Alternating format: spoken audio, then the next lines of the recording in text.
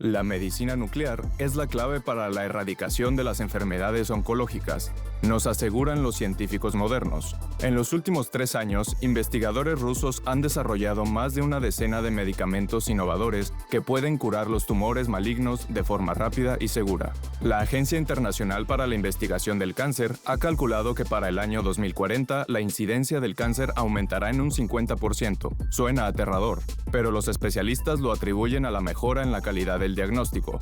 Actualmente, el cáncer se cobra la vida de 1 de cada 6 habitantes del planeta.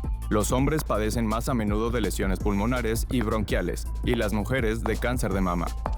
A finales del siglo V y principios del IV antes de nuestra era, el científico griego Hipócrates comparó un tumor mamario avanzado con un crustáceo, porque se parecía al cuerpo hinchado de este artrópodo, y los vasos sanguíneos que lo rodeaban se asemejaban a las pinzas. La humanidad está buscando el camino más rápido para curarse de esta dolencia. Los científicos rusos se han acercado a un método único para el diagnóstico y tratamiento del cáncer en las etapas iniciales. Personas como los médicos, biólogos y desarrolladores de fármacos siempre están pensando en cómo hacer llegar el medicamento específicamente al lugar concreto, en cómo reparar esta falla que se ha producido en el organismo, de manera exacta, sin afectar nada más a su paso. El medicamento, al administrarse, no debe afectar otros órganos y sistemas. Ahora se habla de la creación de fármacos muy fuertes, principalmente para las enfermedades oncológicas y los trastornos neurodegenerativos, donde hay un blanco. Nuestra tarea, como químicos, como biólogos, es suministrar esos fármacos específicamente a nuestro blanco. Liuba, ¿puedes decirnos por qué es necesario suministrar el medicamento en un punto específico del organismo? Claro, ahora les explico. Al entrar en el organismo, el medicamento se disuelve en la sangre y se propaga por los vasos sanguíneos. Un órgano se cura con el medicamento, pero a otro lo puede afectar negativamente. Por ejemplo, los antibióticos. Estos matan las bacterias dañinas y curan las infecciones, pero al mismo tiempo destruyen las bacterias beneficiosas necesarias para el funcionamiento normal del intestino. Si el medicamento llega a una parte específica del organismo sin afectar los demás órganos, sus efectos adversos serían mínimos y este medicamento traería solo beneficios. Esto se denomina administración dirigida de fármacos. Perdón, me he podido equivocar en la acentuación.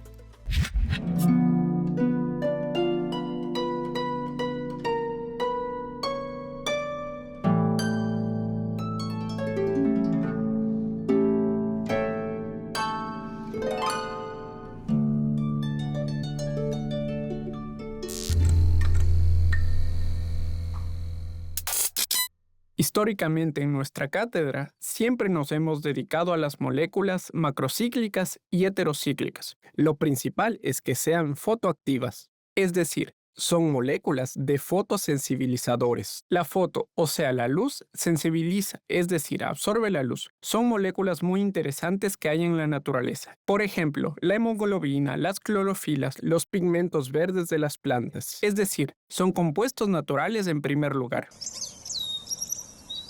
Por otra parte, resulta que ellas por sí mismas son los objetivos o blancos para los procesos tumorales existentes. Lo que sucede es que cuando estas moléculas logran llegar al flujo sanguíneo, en los nódulos tumorales, estas moléculas se retienen por más tiempo y salen de los otros órganos y tejidos.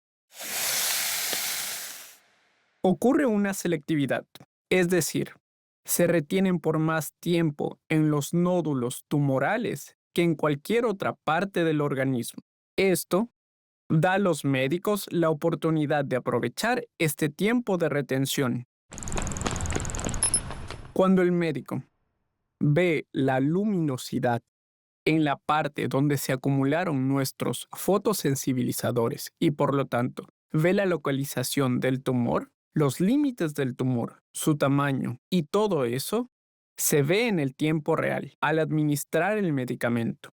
Podemos ver dónde está el tumor, cómo es, qué tamaño tiene. Con este tipo de diagnóstico se puede identificar hasta los tumores más pequeños, del tamaño de la cabeza de un alfiler.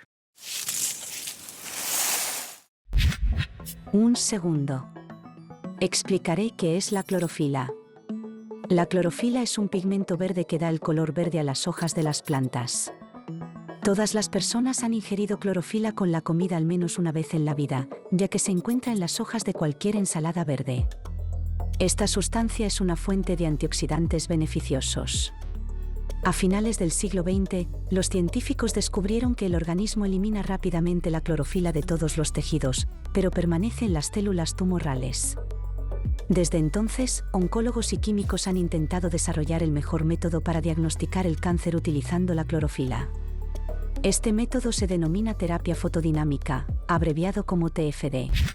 Actualmente, se está prestando mucha atención a la medicina nuclear, porque los radionucleidos, debido a la alta energía que liberan durante la desintegración alfa, beta, gamma, pueden tanto diagnosticar el tumor como tratarlo.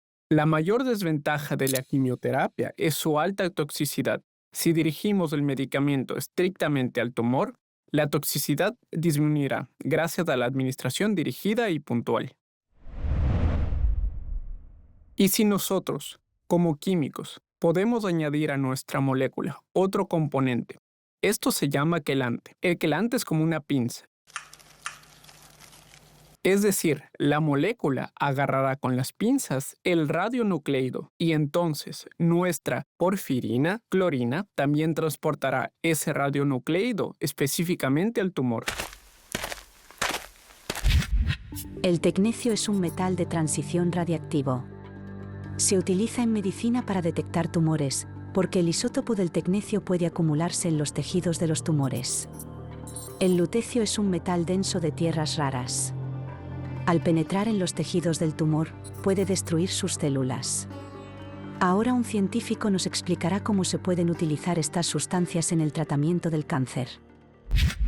Existen radionucleidos que, debido a su energía más potente, pueden destruir las células cancerosas.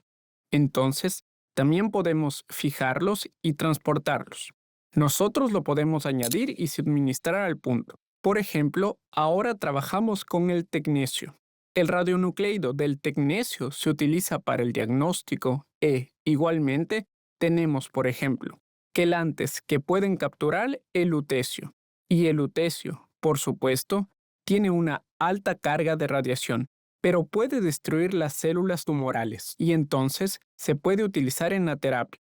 En otras palabras, en nuestra plataforma podemos crear medicamentos, quimioterapéuticos y agentes de diagnóstico.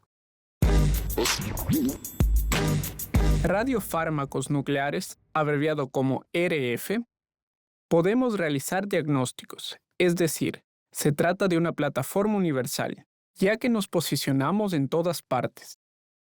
Creamos una plataforma para la creación de diferentes medicamentos, pero lo principal es que son de administración dirigida.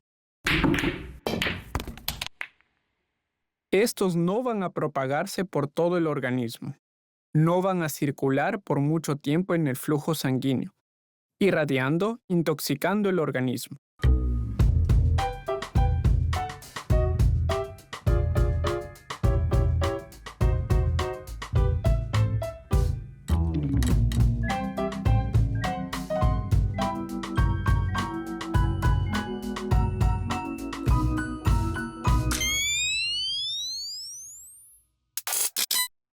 Como resultado de 2 años de trabajo, se obtuvo una molécula que sirve para crear un radiofármaco y que, en la Universidad Estatal Médica de Siberia, se probó en células con el radionucleido del tecnecio, lo cual es muy valioso porque ya está integrado el radionucleido y mostró la acumulación en las células.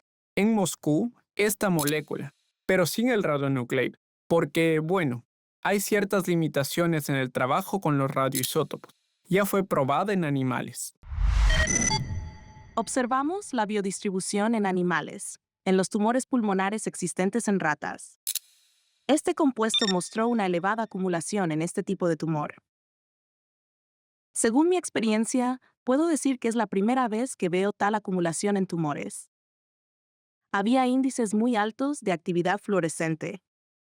La acumulación en el tumor con el fármaco era de entre 3 y 10 veces más potente que con los colorantes existentes.